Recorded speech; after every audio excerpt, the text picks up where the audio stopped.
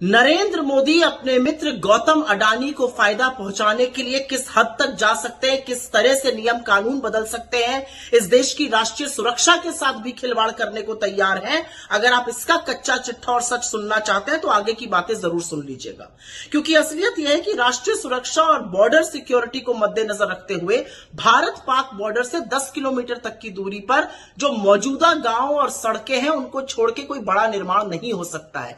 लेकिन असलियत यह भी है कि मोदी जी के परम मित्र गौतम अडानी आज की तारीख में पाकिस्तान बॉर्डर से महज 1 किलोमीटर की दूरी पर बड़े सोलर और विंड टर्बाइन प्लांट का निर्माण कर रहे हैं। असल में हुआ ऐसा कि एसईसीआई जो एक सरकारी कंपनी है, सेंट्रल गवर्नमेंट के अंदर आती है, solar energy corporation of India, जो कि रिन्यूएबल एनर्जी मंत्रालय के अंतर्गत आती है, उसको 23,000 हेक्टेयर की भूमि आवंटित करी थी गुजरात सरकार ने सोलर और विंड एनर्जी पर काम करने के लिए।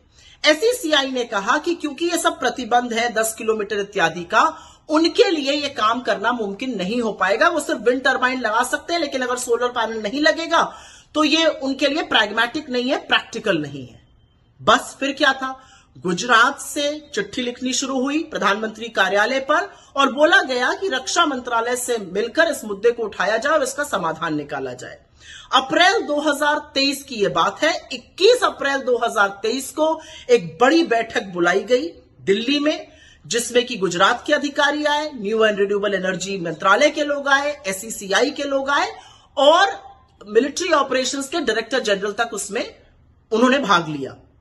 उस मीटिंग में आर्मी के वरिष्ठ लोगों ने कहा कि सोलर पैनल लग जाने से टैंक मूवमेंट और निगरानी करने में दिक्कत होगी, लेकिन डेवलपर्स ने उनको यह विश्वास दिलाया कि ऐसी दिक्कत नहीं होगी। हालांकि आर्मी ऑफिशियल्स ने बोला था सोलर पैनल का साइज बदला जाए, जिसको खारिज कर दिया गया इस डिमांड को।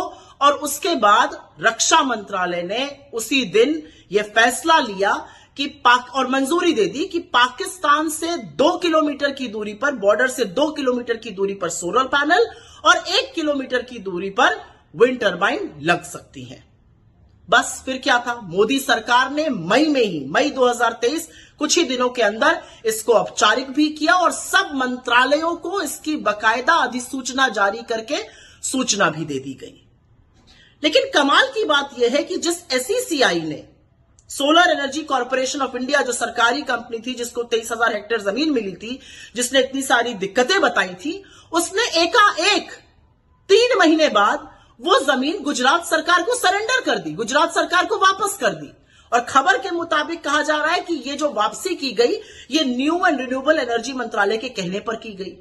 और उसके बाद शुरू हुआ असल खेल, और असल खेल ये था कि गुजरात सरकार ने अपने आवंटन के जो रूल थे उसको बदला, क्योंकि पहले आवंटन सिर्फ सरकारी उपक्रमों को हो सकता था।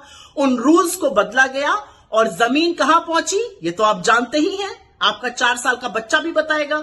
जमीन पहुंची गौतम अडानी के हाथों में। तो ये सारा षड्यंत्र, ये सारी साजिश रची गई कि अंततोगत्वा जमीन किसी तरह से गौतम अडानी के हाथों पर चल जाए। लेकिन यही नहीं, जो रूल्स बदले गए वो सिर्फ भारत पाक बॉर्डर के लिए ही नहीं, बांग्लादेश के बॉर्डर के लिए, चाइना के बॉर्डर के लिए, म्यांमार के बॉर्डर के लिए, नेपाल के बॉर्डर तक के लिए बदल दिए गए।